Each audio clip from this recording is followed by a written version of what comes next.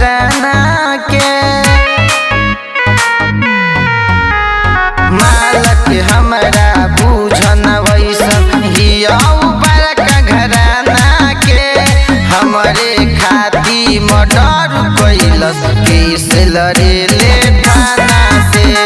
हमरे खाती मर्डर कैलस केस लड़ेले थाना से।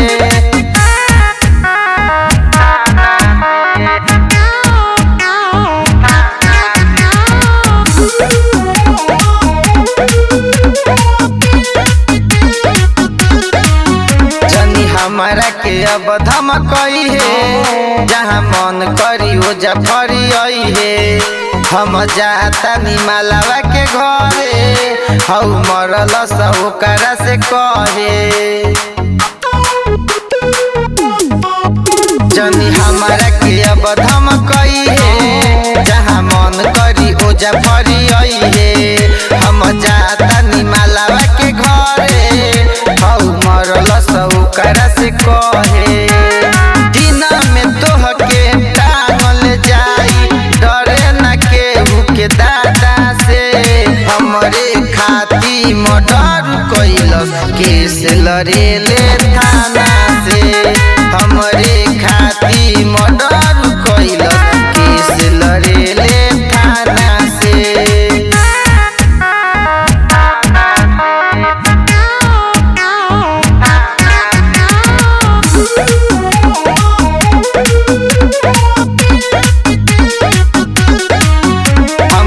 करे से होखत सगाई दिन धैले बाबू करे भाई जदि एकरा में करबे ते बाधा तोर खोजलो से लागी न पाता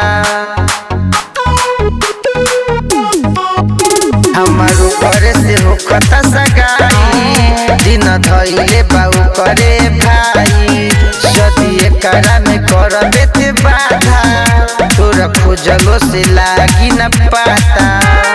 बाहुबली ह भाई ओकर गार्ड रहेला संघवे में हमरे खाती मर्डर कैलस केस लड़ेले थाना से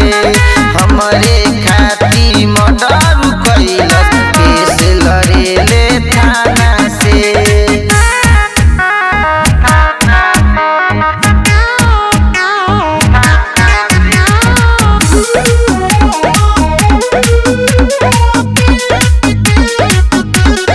अपना के अब तू बचाई है जनी हमारा से अब अझुरई है ससुरियो बाबारा का घराना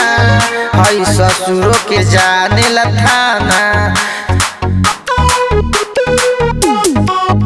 बाबू अपना के अब तू बचाई है जनी हमारा से अब अझुरई है ससुरियो बाबारा का घराना हई ससुरो के जाने ला थाना जीव बालक संग दिलीप दीवाना मौज करेला हो करे से हमरे खाती मर्डर कैलस केस लड़ेले।